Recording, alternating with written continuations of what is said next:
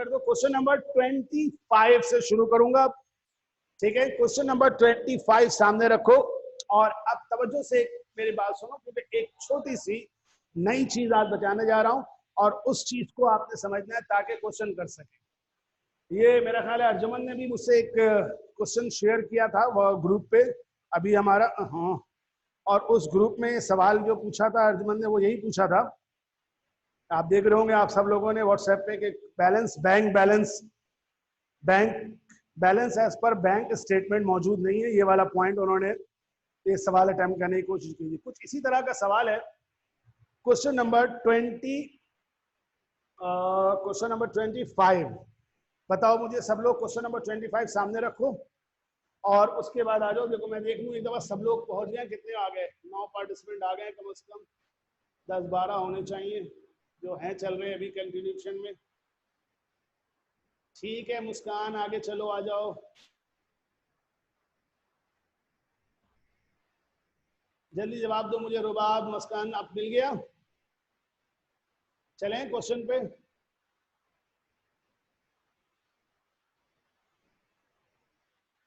ठीक है चलो, बाकी सारे लोग भी।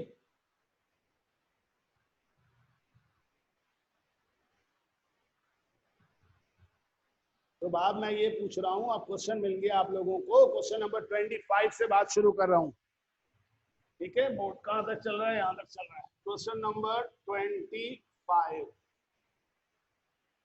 अच्छा, अब देखो हम जब स्टार्ट कर रहे थे क्वेश्चन, तो नॉर्मली जो हमारा प्रोसीजर है वो यही है कि हम जिस तरह से बैंक स्टेटमेंट को रिकंसाइल कर रहे थे, तो हम जिस तरह से काम कर रहे हैं, अभी सुनना जरा गौर से। हाँ, हमने पहली लाइन में कंपनी का नाम लिखा, सेकंड लाइन में हमने लिखा बैंक रिकंसिलिएशन स्टेटमेंट, ठीक है। थर्ड लाइन में हम, अच्छा बात औकात ना इसमें ये भी लिखते हैं एज ऑन, और जो मंथ दिया हुआ है जैसे एज ऑन जून 30, और जो ईयर है वो लिखा। उसके बाद प्रॉपर हमने यूं 2 कॉलम्स ड्रॉ किए, ठीक है, जस्ट फॉर रिमाइंड के हाँ यार इस तरह। और इसमें फिर हमने एक कॉलम बना दिया कैश बुक का, दूसरा कॉलम बैंक स्टेटमेंट का, थर्ड कॉलम यहाँ या इस तरफ पर्टिकुलर या डिस्क्रिप्शन लिख दिया, ठीक है। सही है व्यू? ठीक है। अब अगर मैं स्टार्ट करूं इसको क्वेश्चन को, तो अब आप देखें क्वेश्चन नंबर 25 में, नोट कीजिएगा जरा खास, कहने लगे the cash book of an company show a debit balance of 20,452। यानी आपने पहला यहाँ पे प्लेस किया क्या चीज? अनएडजस्टेड बैलेंस, और कैश बुक का बैलेंस प्लेस कर दिया 20,452। अब यहीं पर आगे जाके अगर पढ़ो तो दूसरा बैलेंस हमें चाहिए होता था बैंक स्टेटमेंट का, लेकिन इस पूरे सवाल में उन्होंने बैंक स्टेटमेंट के बैलेंस का कोई जिक्र नहीं किया या कोई बात नहीं की कि बैंक स्टेटमेंट का क्या बैलेंस है क्या नहीं है। फिलहाल हम वहां पे एक फर्ज करते हैं, एक छोटा सा क्वेश्चन मार्क लगा देते हैं, ठीक है। चलो आगे, सब लोग एक छोटा सा रिप्लाई कर दो ताकि समझ में आ जाए। वॉइस नहीं आ रही है मन्नाल थोड़ी सी बेटा, मैं और क्या करूं, बाकी लोगों को वॉइस आ रही है? हाँ अर्जुमन आ रही है, आवाज स्लो है तो मैं थोड़ा और तेज बोलने की कोशिश करता हूं। अब आवाज आ रही है तेज? स्लो तो नहीं आ रही? सही, चलूं आगे इसी आवाज के साथ? यस, रिप्लाई एक जल्दी से। मनाल तुम्हारे पास आवाज पहुंची या नहीं पहुंची? जल्दी जवाब दो। ठीक है, परफेक्ट है। चलें मनाल, अब देखो क्या काम है कि यहाँ पर हमें कैश बुक का बैलेंस बता दिया गया, बैंक स्टेटमेंट का बैलेंस हमें अभी नहीं गिवन है, ठीक है। अब पहला पॉइंट पढ़ो, क्या कह रहा है? Bank charges not entered in cash book. आप माइनस कर देते हैं जैसे आप करते थे बैंक चार्जेस, और कहां से माइनस कर दीजिए, कैश बुक से माइनस कर दीजिए 52 रुपीज।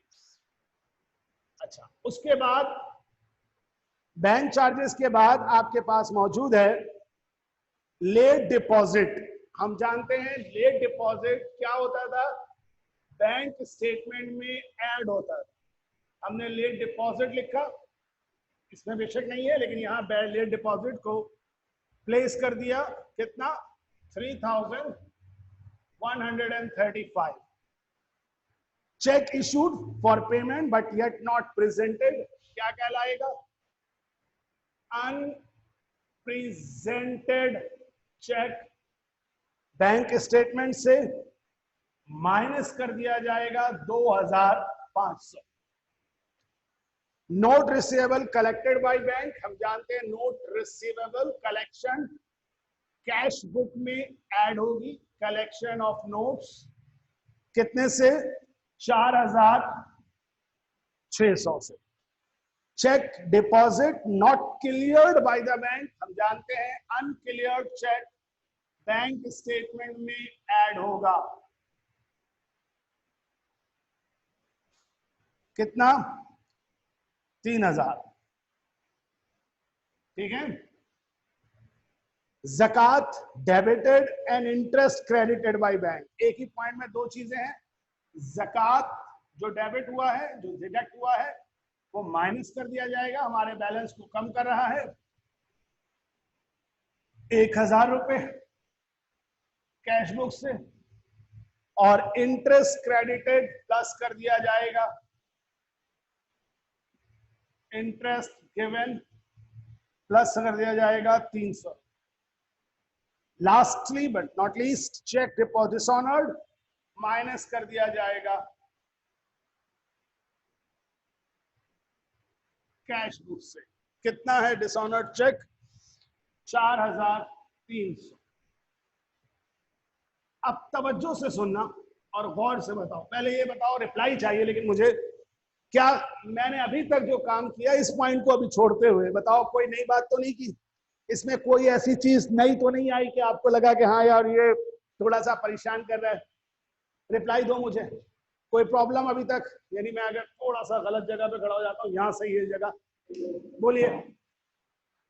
आपकी चैट विंडो देखना जा रहा हूँ ना मैं, यहां तक किसी को कोई प्रॉब्लम, सब लोग जवाब दे रहे हैं, जोहेब, शायान साहब, शायान फैयाज, नए वाला बच्चा मेरा आया हुआ, पुराना वाला शायान गायब है, जैनब, यहां तक क्लियर है, ठीक है।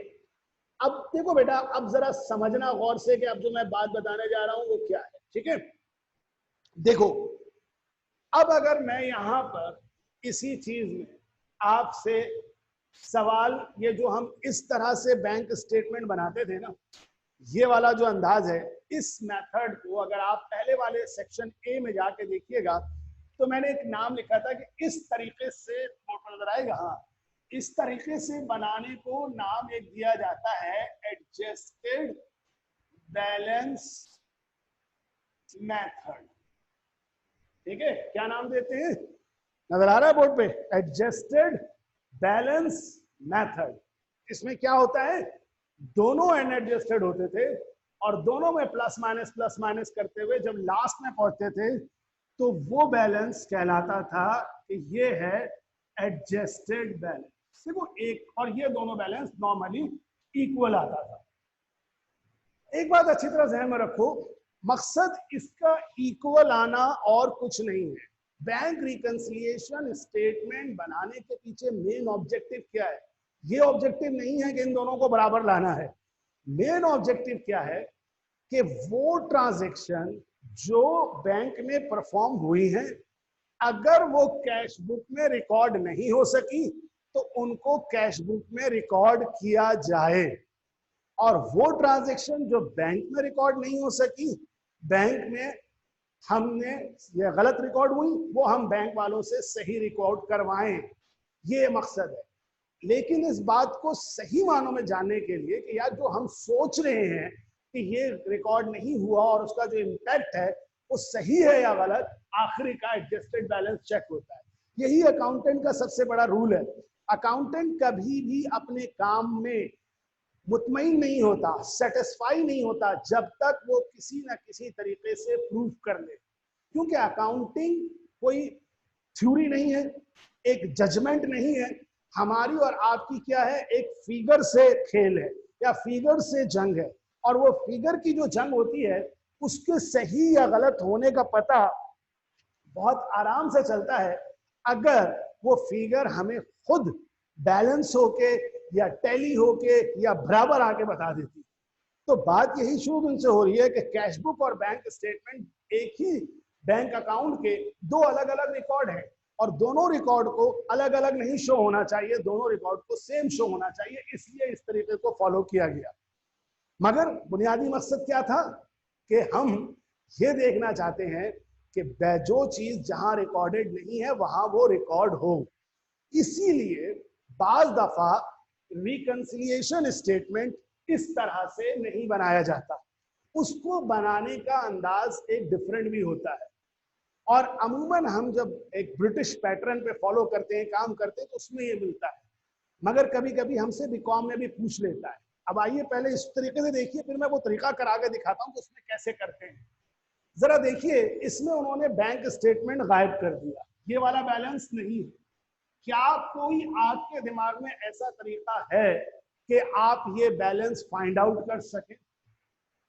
अब ये सवाल है, मैं जवाब खुद ही दूंगा, लेकिन मैं आपके दिमाग में डालना चाह रहा हूं। क्या कोई ऐसा तरीका है कि ये वाला बैलेंस नहीं मालूम है, हम मालूम कर सके? क्योंकि ये बैलेंस कोई वो नहीं है, ये बैलेंस आया होगा, कहां होगा, बैंक स्टेटमेंट में शो हो रहा होगा, आपको नहीं बताया गया।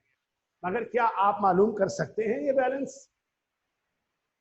तो इसका तरीकेकार क्या हो सकता है? देखिए, अगर ये वाला बैलेंस मालूम है तो यहाँ minus plus minus plus minus करके हम यहाँ पहुंच सकते हैं, यानी ये वाला बैलेंस फाइंड आउट कर सकते हैं। तो जवाब होगा आपका यकीनन यस। लेकिन चूंकि यहाँ मालूम नहीं है तो हम यहाँ तो नहीं पहुंच सकते।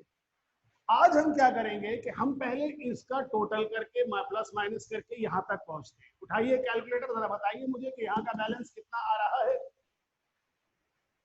जल्दी शाबाश, कितना? 20,000। यानी कैश बुक का बैलेंस आ रहा है कितना? 20,000। अब हमें क्या बात मालूम है कि अगर नॉर्मल के जैसा है तो जितना अगर इधर 20,000 आ रहा है तो लाजमी सी बात है इस तरफ का balance what it should be, it should be also 20,000 rupees. यानी दोनों बैलेंस क्या होने चाहिए? इक्वल होने चाहिए, बराबर होने चाहिए, क्योंकि इस तरह में हमारा यही चेक है कि दोनों बराबर है। अब जरा सोचो, यहां पे दोनों बैलेंस आ गए, ये वाला बैलेंस नहीं है। क्या कोई तरीका हो सकता है कि हम बैलेंस निकाल सकें? तो यहां से अगर हम रिवर्स कैलकुलेशन करके जाएं तो वो वाला बैलेंस फाइंड आउट कर सकते हैं या नहीं कर सकते? कर सकते हैं। रिवर्स कैलकुलेशन समझ में आ रही है मेरी बात कि रिवर्स कैलकुलेशन क्या है? हाँ भाई, जोहेब को समझ में आ गई? यानी जोहेब क्या करेंगे? अब यहां पर एक पॉइंट ये ध्यान में रखो, जब रिवर्स जाएंगे ना तो जो चीज तुम पहले प्लस कर रहे थे वो अब माइनस करोगे, और जो चीज माइनस कर रहे थे वो प्लस करोगे। क्या ये बात समझ में आ रही है मेरी? क्योंकि ये कहना आसान है, बात बच्चों की समझ में नहीं आता है, सर आप रिवर्स क्यों जा रहे हैं? यानी क्या मतलब, जो बता रहे हैं आप लोग बैलेंस ठीक होगा, यानी क्या करेंगे बाकी लोग जिन्होंने जवाब अगर नहीं दिया है? कैसे? 20,000 से आप निकालें 3,000 को प्लस के बजाय 3,000 को माइनस कीजिए, और 2,500 माइनस है उसको आप प्लस कीजिए, और जो आखिर में 3,135 है जो प्लस हो रहा है उसको माइनस कीजिए। यही बैलेंस आ रहा है 16,365। तो आप रिवर्स जाकर इस वाला, ये वाला क्वेश्चन मार्क जो था, यू कैन सॉल्व इट 16,000 कितना बोल रहे हो? 365, 365। अब मुझे रिप्लाई करके जवाब दो जरा कि क्या ये बैलेंस फाइंड आउट हुआ आप लोगों को सही?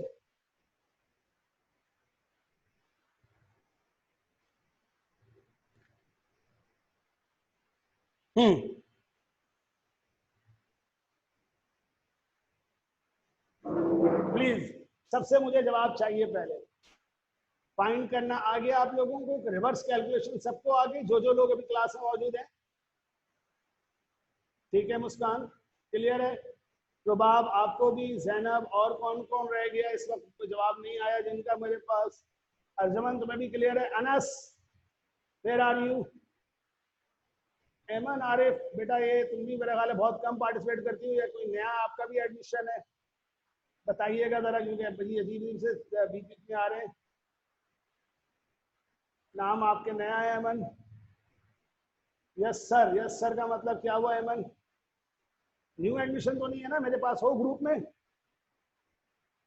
अच्छा आप नहीं है क्लास में, ठीक है, अभी आप मुझसे रहिएगा, अभी मैं आपको भी बताता हूँ। इंटर तो कॉमर्स है, साइंस तो नहीं है?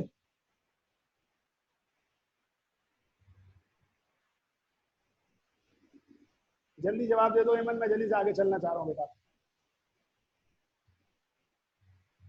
क्योंकि साइंस वालों को अभी पढ़ाना जरा सा डिफिकल्ट होगा इस बीच मंझधार में। कॉमर्स वाले फिर भी मेरे साथ शामिल हो सकते हैं। फिजिकल क्लास कब अरेंज करेंगे यार? अर्जुमन फिजिकल क्लास, अच्छा ऐसे बोलो फिजिकल, मैंने बोला ये फिजिकल पिटाई वाली क्लास हो जाए ना, फिजिकल हो जाए। ठीक है एमन, तुम कॉमर्स की हो, गुड, कंटिन्यू रखो जरा क्लास को। मजीद मैं अभी नंबर देता हूँ आपको अपना, आप मुझे मैसेज कीजिएगा, फिर मैं मजीद बात आपसे डायरेक्ट नंबर पे करूंगा। फिजिकल क्लास बेटा मेरे हाथ में नहीं है, बात यह है कि फिजिकल क्लास के लिए आपको पता है ना कि इस वक्त आज भी आपने देखा होगा कि किस तरह से आप चल रहा है यहाँ पे कोचिंग वगैरह। फिजिकली खोलना तो आसान है, लेकिन उसके बाद फिर क्या होगा, हम सब गिरफ्तार हो जाएंगे। तो जरा सा सब्र कर लीजिए, इंशाल्लाह बहुत जल्द शुरू करेंगे जैसे ये चीजें खत्म होती हैं। अब आइए जरा जल्दी से इसके बात को समझिए। अब सब लोगों को ये बात समझ में आई, तो अब बात समझिए कि देखें अब इस क्वेश्चन को इस तरह सॉल्व नहीं करना। जरा समझिएगा, सवाल का रिक्वायर्ड पढ़िए जरा, सवाल का रिक्वायर्ड क्या मांग रहा है। आप देखें सवाल का रिक्वायर्ड आपसे नहीं कह रहा है कि रिकंसिलिएशन स्टेटमेंट उस तरह से प्रिपेयर करें, बल्कि उसने क्या कहा है कि प्रिपेयर करो एक शेड्यूल। मैं रिक्वायर्ड नंबर ए पढ़ रहा हूं। Prepare a schedule showing addition to and deduction from unadjusted balance as to arrive at the adjusted balance। पता है करना क्या होता है? इस वाले तरीके में हम इस तरीके से सॉल्यूशन नहीं करते, ये सिर्फ सिखाने के लिए बताया। जब इस तरह से आ जाए क्वेश्चन तो पहला काम ये करते हैं कि आप एक स्केड्यूल शेड्यूल बनाते हैं, schedule of cash book. Cash book का एक शेड्यूल या स्केड्यूल बनाते हैं जिसमें आप कैश बुक का इस तरह से अनएडजस्टेड बैलेंस से शुरू करेंगे।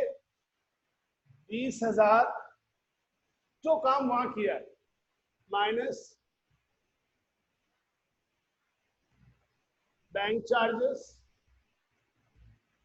52, बैंक वाले को छोड़ दीजिए, सिर्फ और सिर्फ कैश बुक वाले को। Collection of note 4,600 minus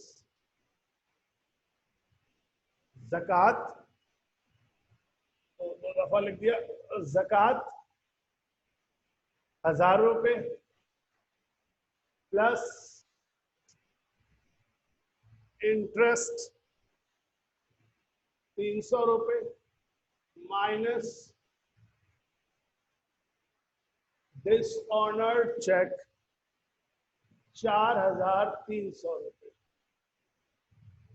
plus minus कीजिए, वैसे ही एडजस्टेड बैलेंस आ गया 20,000 रुपए। ये मैंने सॉल्व किया है आपके इस क्वेश्चन का रिक्वायर्ड ए, जिसने आपसे क्या मांगा, एक शेड्यूल मांगा है कि आप इसको, मैं जरा सा कैमरा ऊपर कर दे रहा हूं, शेड्यूल मांगा है आपसे कि आप कैश बुक का एक शेड्यूल बनाएं जिसमें से एडिशन और डिडक्शन शो हो रही हो और आप एडजस्टेड बैलेंस पर पहुंच जाएं अनएडजस्टेड बैलेंस से। ठीक है, पहला ये पॉइंट होगा। अब सवाल का दूसरा रिक्वायर्ड पढ़िए, क्या कह रहा है कि बैंक का अनएडजस्टेड बैलेंस निकालिए। अब आप इस पे अगली हेडिंग डालेंगे इस तरह से, कंपटीशन फॉर अनएडजस्टेड नजर आ रहा है, balance as per bank statement, ये हेडिंग होगी आपकी, क्योंकि आपको बैंक स्टेटमेंट का अनएडजस्टेड बैलेंस निकालना है। अब आप यहां से शुरू करेंगे उल्टा, ये एडजस्टेड बैलेंस जो इसका एडजस्टेड था वही बैंक का है, लिखा एडजस्टेड बैलेंस कितना 20,000। अब लेकिन इस प्रोसेस में जैसा कि मैंने कहा था रिवर्स कैलकुलेशन होगी।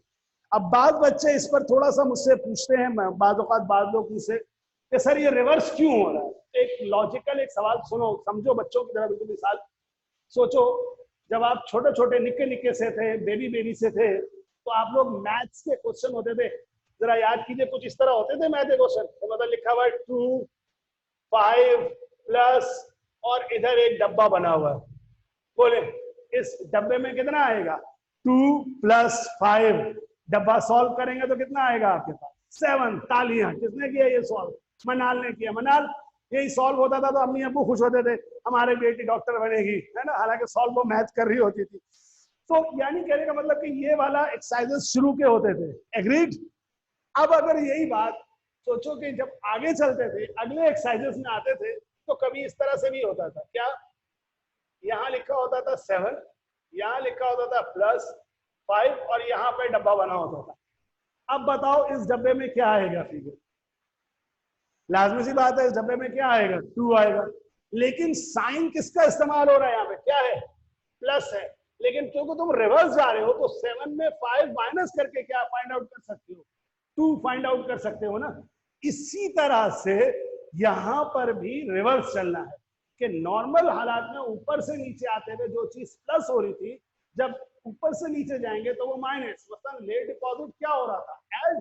अब तुम्हें लेट डिपॉजिट को यहाँ पर प्लस नहीं करना क्योंकि तुम अलग आ रहे हो, तो इस तरह के फॉर्मेट में लेट डिपॉजिट को प्लस करने के बजाय क्या कर दोगे, माइनस कर दोगे।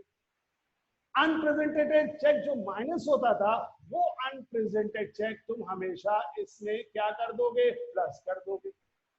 कितना 2,500। और अनक्लियर्ड जो प्लस होता था वो अनक्लियर्ड चेक हमेशा यहां से क्या हो जाएगा, माइनस हो जाएगा 3,000। और अब हम पहुंचेंगे इसी फिगर पे 16,365 और उसको क्या कहेंगे, अनएडजस्टेड बैलेंस। ठीक है, तो इस तरह से सॉल्यूशन का एक अंदाज जरा डिफरेंट होगा, वरना वो खत्म हो जाएगा। ठीक है, तो मन्नाल नाराज तो नहीं हुई ना, मैंने ऐसे ही तुमने जवाब दिया था, मैंने तुम्हें बोला, नाराज तो नहीं हुई आप, बुरा तो नहीं लगा आपको, ठीक है, थैंक यू, यानी आप खुशी से निहाल हो गई, मन्नाल निहाल। तो बेटा अब ये समझ लो सब लोग अच्छी तरह से कि आज के बाद ये वाला सवाल ध्यान में आएगा ना कि हम कैसे ये क्वेश्चन करेंगे। ठीक है, अब जरा तवज्जो से मेरे जुमले को सुनना और समझना। बीकॉम के अंदर, यानी बल्कि मैं आपको पहले एक सिंपल बात बताऊं, बीकॉम के अंदर जब भी कभी बैंक रिकंसाइल करने जाते हैं तो हमारे बैंक रिकंसाइल करने के या बैंक रिकंसिलिएशन के ये 2 अलग अलग तरीके हैं। ठीक है, लेफ्ट साइड पर जो मैंने सॉल्व किया इसको कहते हैं एडजस्टेड बैलेंस मेथड। ठीक है, अकॉर्डिंग टू दिस मेथड दोनों अनएडजस्टेड बैलेंस पहले लिखे जाते हैं, प्लस माइनस करते हुए लास्ट में आते हैं, और एडजस्टेड बैलेंस मेथड में एडजस्टेड बैलेंस निकालकर हम कहते हैं कि ये रिकंसाइल हो गया। This is the easiest way, this is the most popular way, और कहना चाहिए कि सबसे ज्यादा हम इसको इस्तेमाल अभी कर रहे हैं।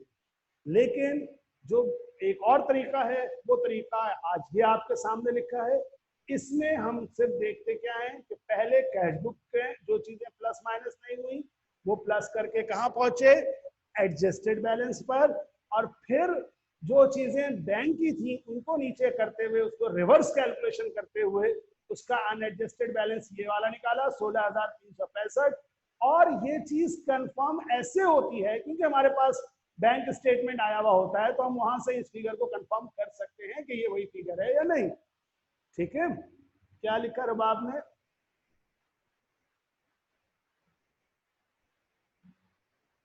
मैं यही बता रहा हूँ अर्जुमन, सुनो ना, आप मेरी बात बता रहा हूँ पहले तो मैं अब पेपर का बता रहा हूँ ना। पहले मेरी बात ये समझ में आ गई कि ये दोनों तरीके बैंक रिकंसाइल करने के हैं। पहले ये जवाब दीजिए, ये बात समझ में आ गई?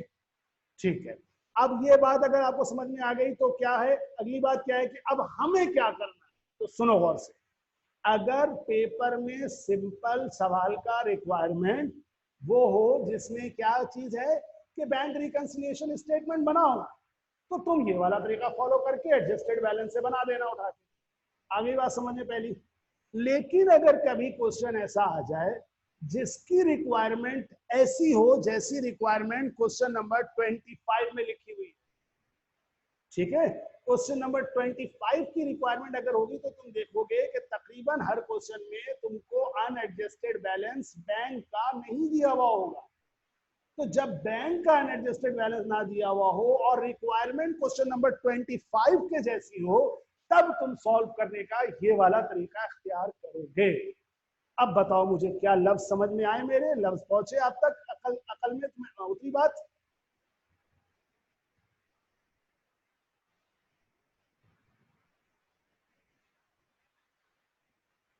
पहुंच गई अकल में? ठीक है, और बाकी अर्जुमन के अलावा?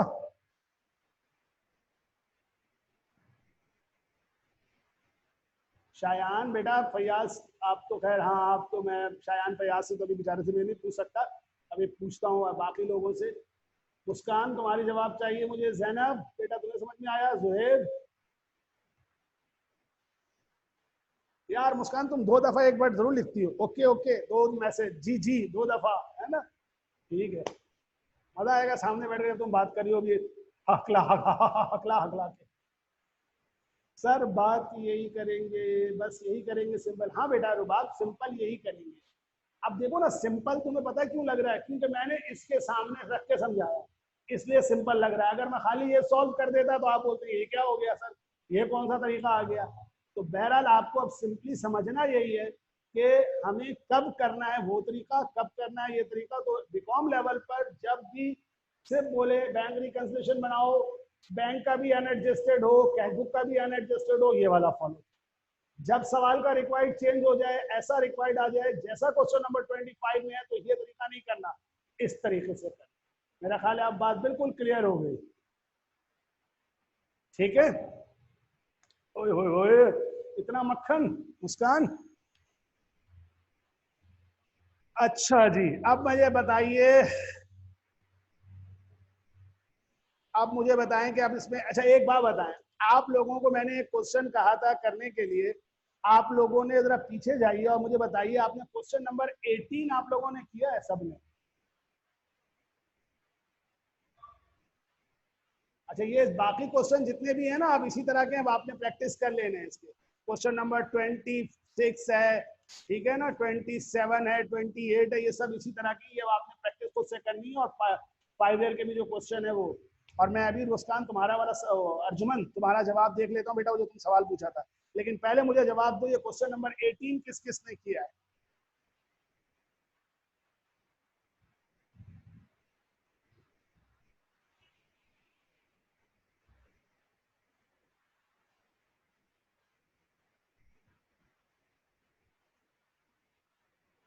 नहीं किया ना 18? अच्छा, देखो एक बात बताऊं तुम लोगों को, चंद किताबें हैं जिन किताबों से ये सवालात बना के पेपर में अक्सर आते हैं। ठीक है, मैं 18 करवाता हूं आपको, 18 जरा सा देख लीजिए। मैं ये साफ कर दूं बोर्ड? चाहिए? ओके कर लिया आप लोगों ने? कॉपी वगैरह हो गया सारा कुछ? या पिक्चर सेंड कर दूं एक आप लोगों को इसकी, ताकि आराम से कॉपी करते रहे? ठीक है, अब तो आप लोगों को मसला नहीं होता होगा, पटाख करके स्क्रीन शॉट ले लेते होंगे, है ना? चलो, क्वेश्चन नंबर 18 मैं करवा रहा हूँ, ठीक है, जल्दी से हम 18 कंप्लीट कर लेते हैं अभी। बाकी क्वेश्चन अब इसके खत्म। अब मुझे एंट्री बतानी, और आखिर के एक दो चीजें जरा एडवांस छोटी सी, मतलब अलग लेवल की, वो नेक्स्ट क्लास में करेंगे। अभी हम चलते हैं क्वेश्चन नंबर 18 की तरफ, 18 करवा देते हैं। ठीक है, बोर्ड साफ कर रहा हूं मैं।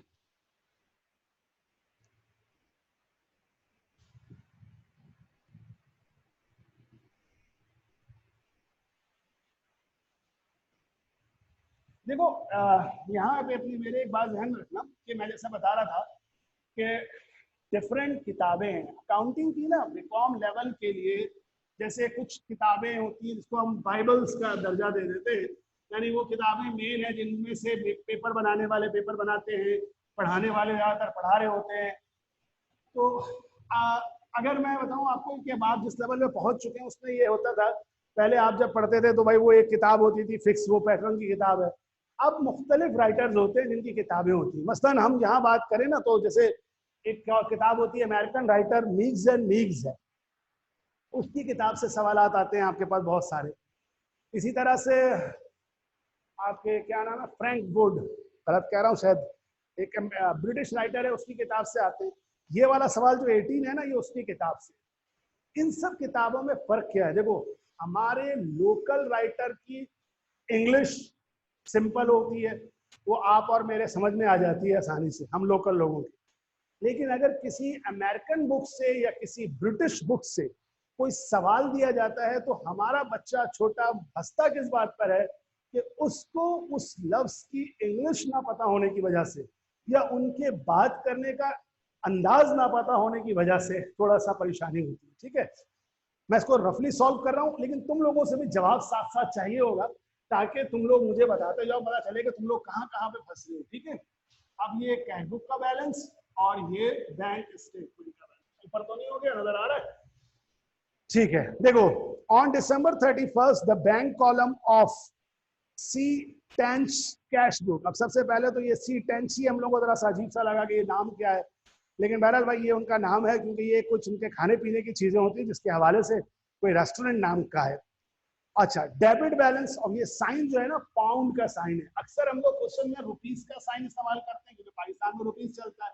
अगर किसी अमेरिकन बुक से आ जाएगा तो वो डॉलर का साइन लगा देंगे, और ये वाला साइन ब्रिटिश पाउंड का है। ठीक है, तो इसमें कोई मसला नहीं है, कुछ करना नहीं है, साइन जो दे दे वो लगा दो, करेंसी कोई भी हो, करना तो वही है काम है आपने। तो फिलहाल बहरहाल आपने लिखा अनएडजस्टेड बैलेंस, और कैश बुक का बैलेंस आपको बताया जा रहा है इस वक्त है 1500 पाउंड। ठीक है, बस just place it like this. और बैंक स्टेटमेंट का भी क्रेडिट बैलेंस है 2950। ये आपके पास दोनों बैलेंसेस आ गए। अच्छा जी, on checking with the books with the bank statement, cash book with the bank statement, it discovered that the following transaction had not been entered in cash book. ये transaction cash book में inter नहीं हुई। अब इन्होंने आसानी कर दिया आपके लिए क्या कि ये सारी चीजें कैश बुक में इंटर नहीं हुई है। सबसे पहले क्या है, डिविडेंड है। जो सुबह भी मेरा ख्याल है वो शायान, जो पुराने वाले शायान थे, उसका सवाल था डिविडेंड, जो मैंने आपको ग्रुप पे बताया भी था डिविडेंड के बारे में। देखो बेटा, आप लोग अभी आईटीबी पढ़ रहे हो, आईटीबी में बड़े तफसील से पढ़ोगे कंपनीज के बारे में। जो कॉमर्स वाले हैं उन्होंने थोड़ा सा सेकेंडरी में पढ़ा है, लेकिन तमाम बाकी लोगों को शायद वो पढ़ते तो हैं लेकिन पता नहीं ग्रिप कितना किया है। ज्वाइंट स्टॉक कंपनीज में शेयर होल्डर होते हैं, ऑनर को कहते हैं। जब ज्वाइंट स्टॉक कंपनी के शेयर्स होते हैं तो वो कोई भी शेयर्स खरीद सकता है। तो ज्वाइंट स्टॉक कंपनी जो प्रॉफिट कमाकर अपने ऑनर्स को डिस्ट्रीब्यूट करती है उसको कहते हैं डिविडेंड। याद रहेगा, डिविडेंड क्या होता है? ज्वाइंट स्टॉक कंपनी अपने शेयर होल्डर्स को जो बिजनेस में प्रॉफिट कमाकर डिस्ट्रीब्यूट करती है वो डिविडेंड होता है। अब शेयर एज अ इंडिविजुअल मैं भी खरीद सकता हूं, और मेरी बिजनेस में भी अगर पैसा बचा हुआ है तो एक बिजनेस भी किसी कंपनी के शेयर में, ज्वाइंट स्टॉक के शेयर में इन्वेस्टमेंट कर सकती है। तो इस वक्त होता यह है कि अगर कोई हमारा बिजनेस जिसका हम रिकंसिलिएशन बनाने जा रहे हैं, उन्होंने अगर किसी ज्वाइंट स्टॉक कंपनी के शेयर खरीदे हुए हैं तो वो कंपनी ने इनको प्रॉफिट पे किया है, और वो प्रॉफिट बैंक में शिफ्ट हुआ तो बैंक का बैलेंस बढ़ गया, लेकिन वो कैश बुक में रिकॉर्ड नहीं हुआ। तो इसलिए आप इसको प्लस कर देंगे, क्या लिखकर, कलेक्शन ऑफ डिविडेंड के नाम से, और आप कैश बुक में ऐड कर दीजिए 240 पाउंड। ठीक है, इसके बाद आ क्रेडिट ट्रांसफर एक एंड एक्साइज वैट। अब ये अब आप लोग के लिए जैसे आप, ये वही बात हो गई, एक नई चीज आ गई, हम खामखा में परेशान हो गए। असल में आपने सेल्स टैक्स का, वैट का नाम, वैट कहलाता है बेसिकली वैल्यू एडेड टैक्स, इसको कहते हैं। पाकिस्तान में इस वैट को हम जानते हैं सेल्स टैक्स के नाम से। आप में से शायद कुछ बच्चे अभी सेल्स टैक्स को नाम तो शायद सुना हो, लेकिन सेल्स टैक्स का भी पता नहीं होता। अच्छा है क्या, अगर आपको इतना पता होना चाहिए कि अगर किसी भी किस्म की आप कोई खरीदारी करते हैं, कोई होटल में खाना खाने जाते हैं, आप जरा बिल को देखिएगा, उसमें जो ओरिजिनल बिल होता है उसके साथ एक टैक्स लगा हुआ होता है, और वो बेचने का टैक्स होता है, और उसको कहते हैं हम लोग क्या, सेल्स टैक्स।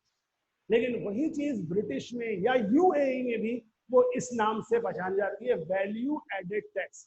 असल में इसमें होता यह है कि कंपनी अगर ये मार्कर बनाती है ना, फर्ज करो कितने का, 100 रुपए का, तो जब वो 100 रुपए का बेचती है, अगर फर्ज करो, तो जो जिसको बेच रही है उससे एक टैक्स लेती है, और वो हर बार गवर्नमेंट को टैक्स मिलता जाता है। जितनी दफा ये मार्कर बिकेगा बनने के बाद, उसमें टैक्स लगता जाता है। तो बहरहाल अभी तफसील में नहीं जाते, समझ ये लोग कि वैल्यू एडेड टैक्स एक क्या है, टैक्स है, और उसका दूसरा नाम हमें मालूम होना चाहिए क्या है, सेल्स टैक्स है। अब कह क्या रहा है सुनिए, ये टैक्सेस का होता ये है कि बाज़ औक़ात अगर कभी हम टैक्सेस कम पे करते हैं तो मजीद पे करना होता है, और अगर ज्यादा पे कर देते हैं तो गवर्नमेंट हमें वो पैसे वापस कर देती है। समझ में आई बात? यानी कि कभी कभी ऐसा है, अभी एक अलग प्रोसीजर है क्योंकि वो इम्पोर्ट होता है, मतलब कभी तफसील से समझाऊंगा, इस वक्त बात बड़ी फैल जाएगी, तो सिर्फ मुख्तसर बता रहा हूँ कि टैक्स का ऐसे यहाँ पे ये होता है कि अगर कम पे हुआ है तो मजीद पे किया जाता है, और अगर ज्यादा पे हुआ है तो वापस मिल जाता है। ठीक है, तो अब ये क्या लफ्ज लिख रहा है, कह रहा है a credit transfer customer and excise VAT refund.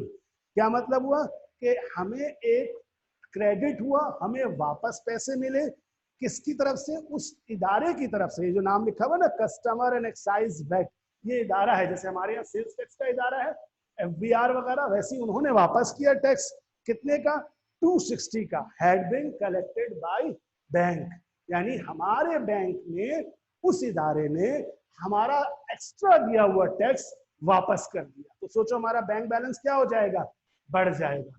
और कहाँ ये बात रिकॉर्ड हो चुकी है, बैंक में। कहाँ हम प्लस करेंगे, कैश बुक में। क्या लिखेंगे, प्लस, क्या मिला हमें, रिफंड मिला। रिफंड किसका मिला, वैट यानी सेल्स टैक्स का, और उसको हम कैश बुक में ऐड कर देंगे 30 पाउंड। क्या मेरी ये बात समझ में आ गई तुम लोगों को? रिफंड की वजह से समझ में आना, पकड़ लेना, रिफंड का लफ्ज लिखा हुआ है तो इससे पता चल रहा है कि ये पैसे हमें वापस मिल रहे हैं। थोड़ा सा रिप्लाई डाल दो, अगर कोई क्वेश्चन नहीं है तो मैं आगे चलूं, वरना कोई बात मजीद पूछनी है तो बताओ।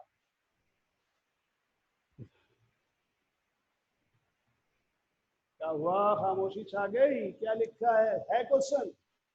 बोलो और बाप, क्या क्वेश्चन है?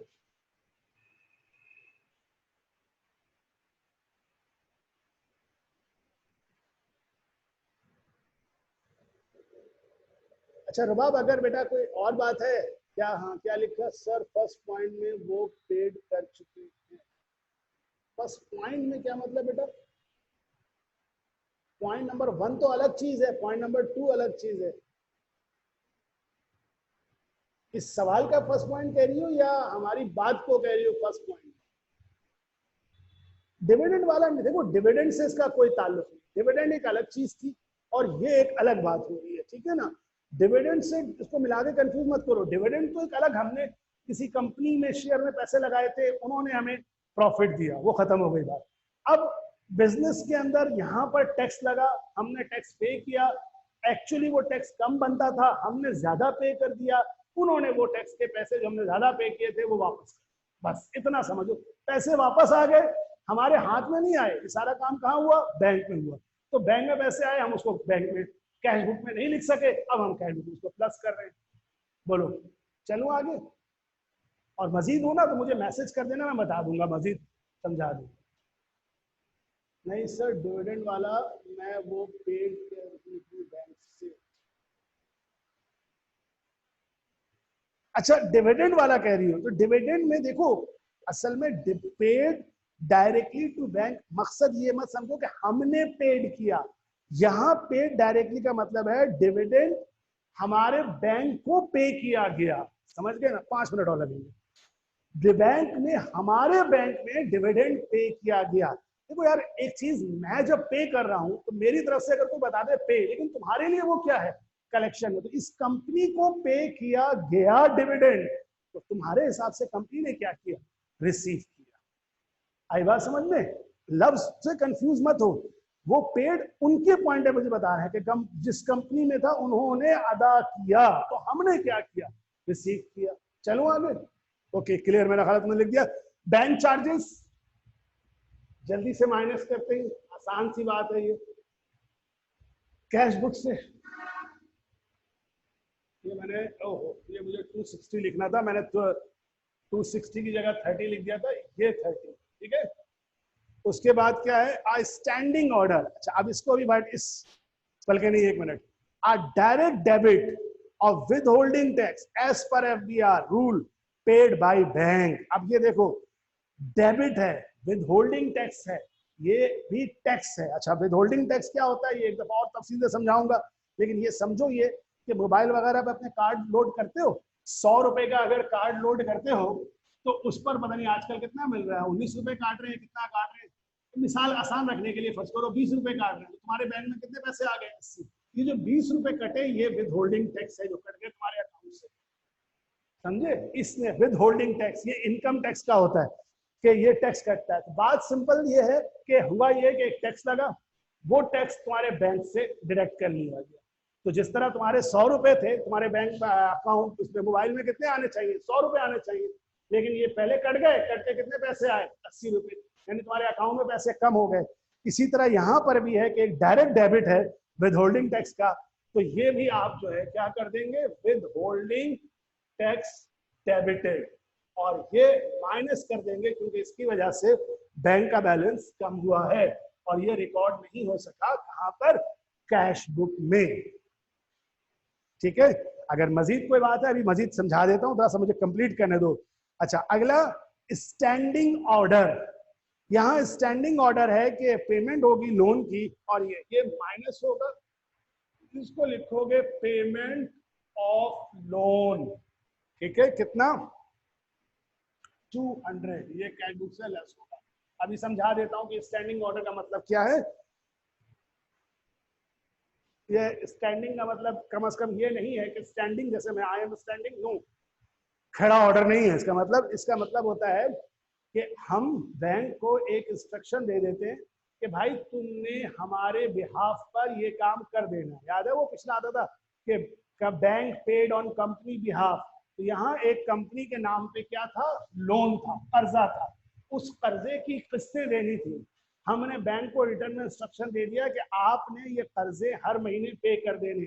तो जब हमने बैंक को इंस्ट्रक्शन जारी कर दी कि तुमने हर महीने हमारे अकाउंट से पैसे निकाल के पे कर देने हैं, तो ये हमारी इंस्ट्रक्शन कहलाएगी स्टैंडिंग ऑर्डर, और इसी स्टैंडिंग ऑर्डर को हम लेस कर देंगे।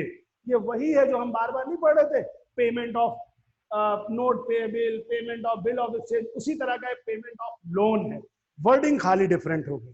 ठीक है, अब आखिरी 2 पॉइंट पढ़ाता हूं, उसके बाद बताइएगा, और जो भी पॉइंट समझ में नहीं आए मुझसे डिस्कस करना, व्हाट्सएप पे मैं इसको दोबारा बता दूंगा, टेंशन नहीं लेना।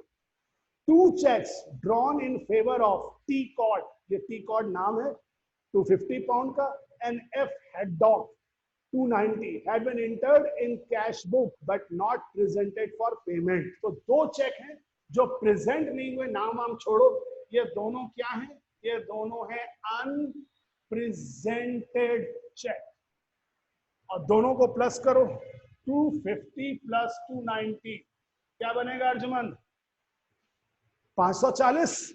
540 रुपए बैंक स्टेटमेंट से लेस कर देंगे। हाँ भाई यही बन रहा है, गुड। लास्ट पॉइंट, अब लास्ट पॉइंट मुझे कोई बताएगा,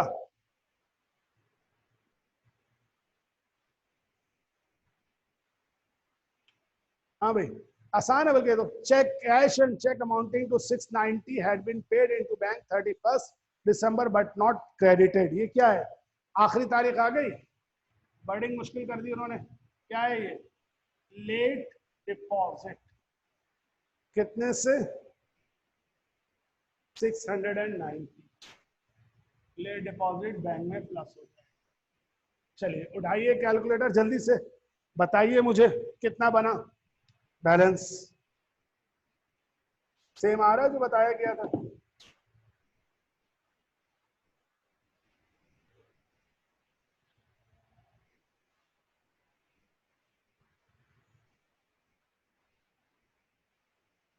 हाँ भाई सेम आ रहा है 3100। गुड। अच्छा और आखिरी बात, अर्जुन आपका जो मेरे मुझसे क्वेश्चन था ना, जो आपने लास्ट पिक्चर मुझसे शेयर की थी, कौन सी पिक्चर शेयर की थी जिसमें आपने, वो भी यही पॉइंट है, लेट डिपॉजिट। उसकी वर्डिंग यही थी ना, क्या थी उसमें लिखा था, a deposit of इतना made after banking hour on July 31st not appear in bank statement। यानी बैंकिंग आवर खत्म हो गए थे, बैंक बंद हो चुका था, लेकिन चूंकि तुम्हें पैसे डिपॉजिट करना था। अच्छा देखो बैंकिंग आवर खत्म हो जाते हैं, लेकिन अक्सर बैंक के लोग जो है ना, तो बैंक में मौजूद होते हैं, वो चले नहीं जाते, क्योंकि बैंक को उसी के दिन पूरा पूरा क्लोज करना होता है। तो होता यह है कि जहां पर आपके ताल्लुकात अच्छे हों, तो बैंक वाले क्या करते हैं कि जब बैंकिंग आवर खत्म भी हो जाए, तब भी वो पैसे ले लेते हैं, डिपॉजिट डाल देते हैं, कहते हैं ठीक है किया डिपॉजिट, आज के दिन नहीं अगले दिन हम शो कर देंगे। यही वाला पॉइंट यहाँ पे भी था, तो उसने आज ले लिया लेकिन शो बाद में करेगा, मगर हम जानते हैं पैसे बैंक में आ गए तो हम प्लस कर देंगे। तो ये हमेशा याद रखना, लेट डिपॉजिट के नाम से होगा, ठीक है। अब बेटा प्लीज, अब सब लोगों से यही गुजारिश है, चैप्टर को अब मैं खत्म कर रहा हूँ, अच्छे से पढ़ लिया है इसको, अब थोड़ा सा मेहनत करो सब लोग। सब लोगों से मैं गुजारिश करूंगा कि बैठ के पास्ट ईयर पेपर सॉल्व करो, इसी को दोबारा सॉल्व करो, और छोटे छोटे क्वेश्चन देखो, कल मुझसे जिसने पूछा, शायान जो था उसने पूछा, अर्जुमन ने पूछा, जिस हद तक हो सका मैंने सबको जवाब दिया है। तो होगा ये कि छोटे छोटे क्वेश्चन कुछ आप सब लोग पूछते जाएंगे ना, तो मैं जैसे जैसे वक्त मिलता जाएगा मैं जवाब देता जाऊंगा, पॉइंट सॉल्व होते जाएंगे और आगे बढ़ते जाएंगे। रखे रहेंगे तो फिर वो आपको आएगा। काइंडली अपना टाइम निकालिए, बैठिए और बैठ के इसको करिए, ठीक है। और जो भी छोटे मोटे इसमें से मुतालिक सवाल हो, क्या है सर कैश बुक का लास्ट पॉइंट, हाँ मुझे याद है रुबाब वो कैश बुक वाला पॉइंट था, वो आज रह जाएगा, मैं इसको भी कर नहीं सकूंगा, जल्दी में खराब हो जाएगा। कोशिश करूंगा, मैं ऐसा करूंगा, मौका मिलता है तो कल मैं एक छोटी सी वीडियो क्लिप के जरिए इस पॉइंट को समझाने की कोशिश करता हूँ, क्योंकि कॉमर्स वालों को शायद इतना मुश्किल ना हो, साइंस वालों के लिए थोड़ी सी एक इसकी बैकग्राउंड पे बात करना है, कॉमर्स वाले भी थोड़ा बैकग्राउंड समझेंगे। तो मैं थोड़ा सा कल कोशिश करता हूँ, आज जाके, आज नहीं तो कल दिन में टाइम मिला ना जैसी, तो मैं एक छोटी सी वीडियो बना के आपको इस पॉइंट को समझा दूंगा, जो वो था, जो कल वाला पॉइंट था, मुझे याद है अच्छी तरह से, ठीक है। और कोई सवाल आपने तो मुझसे कर लीजिएगा, ठीक है। थैंक यू वेरी मच आज के लिए। अब मुझे एंट्री करानी है, वो मैं आगे करवाता हूँ उसके बाद। Okay, thank you very much, Allah Hafiz.